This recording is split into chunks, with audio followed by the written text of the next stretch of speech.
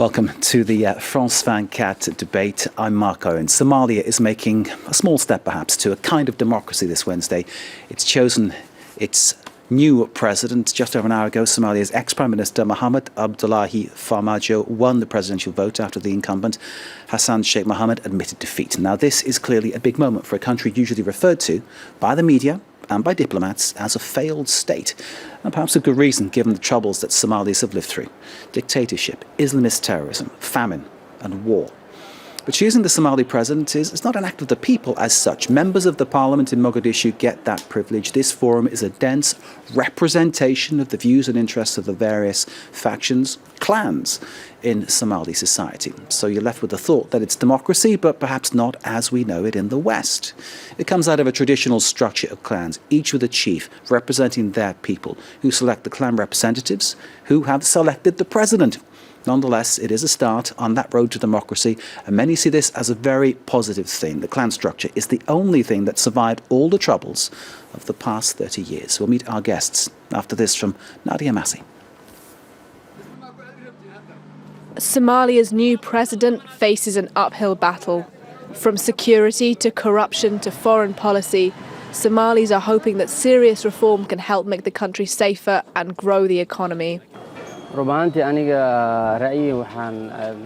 my point of view, I believe change is needed, because the country's situation was very bad over the past 4 years in terms of the economy and security.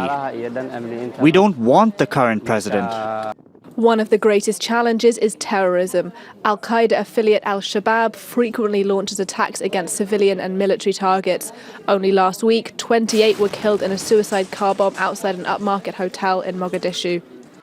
And on the eve of the election, militants and peacekeepers from the African Union battled just outside the capital.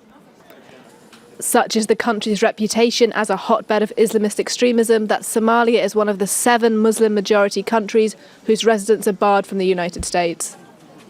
At home, a severe drought has pushed nearly 3 million people to the edge of starvation, and the United Nations warned last week that the country is again at risk of famine.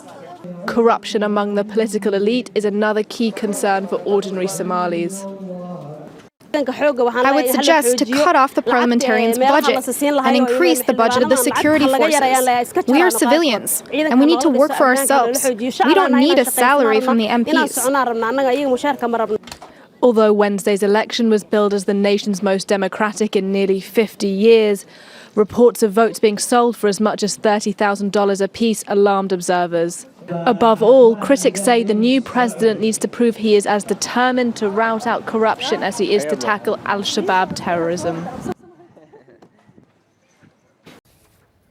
The historic vote took place in a high-security compound within Mogadishu's fortified international airport. Somalia's 329 MPs and senators gathered to elect a president for their unstable state. In the first round, outgoing President Hassan Mahmoud held a slight lead over Mohamed Abdullahi Farmaajo in a crowded field of 21 candidates. But Farmaajo held a clear lead after the second round among the 2 candidates remaining, forcing Mahmoud to concede defeat. History was made.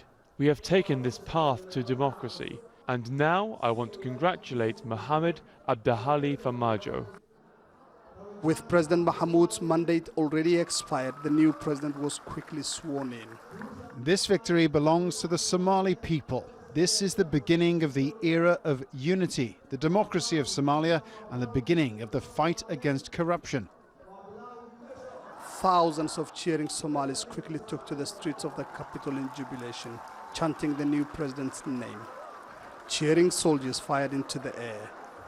Critics say the election, the most extensive democratic exercise for decades, has encouraged corruption, partly fueled by Middle Eastern and regional powers seeking to secure victory for candidates seen as favorable to their interests.